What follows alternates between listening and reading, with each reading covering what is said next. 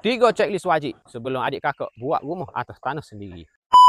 Poin yang pertama, adik kakak kena cek status tanah nak bina rumah tu. Adakah tanah tu tanah pembangunan ataupun tanah pertanian. Biasa kita buat banglo ni atas tanah status pembangunan dah.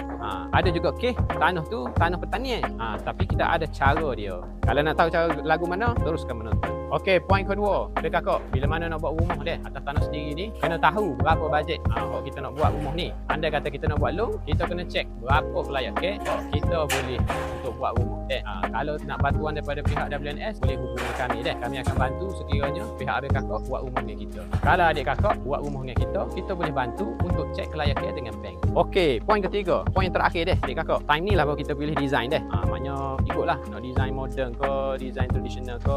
Lepas dah pilih design tu, barulah kita akan lukis, lepas tu kita akan submit di PBT deh. Selepas submit PBT, barulah kita boleh mulakan kerja di tapak. Jika adik kakak berminat dan ada tanah sendiri dan nak buat rumah atas tanah sendiri, boleh hubungi WNS Development. Klik link WhatsApp di bawah. Lacak!